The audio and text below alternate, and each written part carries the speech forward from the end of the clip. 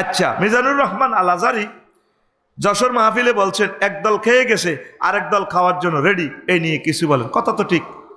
আচ্ছা, এখন আওয়ামী লীগে চাঁদাবাজি করেনি, তখন চাঁদাটা করে দে বাংলাদেশ এগুন কি এগুন হে দল হ্যাঁ আগে খাইতো মালেকে, আগে খাইতো মালেকে, এখন খায় খালেকে। আগে খাইছে জাহাঙ্গীরে, এখন খায় আলমগীরে। আগে খাইছে টুটুল্লা, এখন খায় রায়হান্না। এটাই ঘটনা। তোকার আমার টুটুল্লা আছে না, রায়হান্না আছে না? মাগো ইটালির টুটুল আবার রাগ হয় না এখনো। এ টুটুল তুই ন কিন্তু, এটা অ্যাজ ফর এক্সাম্পল। আচ্ছা, আমার আজারি ভাই কাল্লা নেখায়াত দেখ পড়ি আমিন।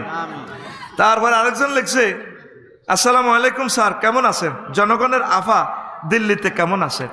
দিল্লিতে কেমন আছেন জানবার সময় কই বেড়া কিনলে একটা জানানোর দরকার আসেনি। জান্নাতীরা জাহান্নামীদেরকে দেখবে না, আল্লাহকে চাইবেনি কোনো কি অবস্থা আছে তোমার ক্লাসমেটেরা। আল্লাহ টাইম না একটু বলে আরাম করি। সূরা আসফাতে এগুলো আছে, এই ইতানটা আছে। তারা চাইতে চাইবো, আল্লাহ কত চাও না, কোন আল্লাহ চাইতার না, সময় নষ্ট। সে কেমন আছে আঙ্গ জানার দরকার নাই, তার জ্বালায় অতিষ্ঠ কইলা কইলে হয়ে গেছে গিয়া। কথা ঠিক কিনা? এরকম নির্যাতন আমাদের 40 কোটি মানুষের করছে, যেটা আর ইতিহাস লিখতে হইতো না। তারে রিসাইকেল বিনে তুই রাখ, ভুলে গেছি তাকে, ভুলে যাও, লাগান ভুলে যান, ঠিক কিনা? শুধু একটাই দোয়া করবি, তার এই যথোপযুক্ত শাস্তিটা যাতে আল্লাহ তারে ভোগ করায়। কেমন?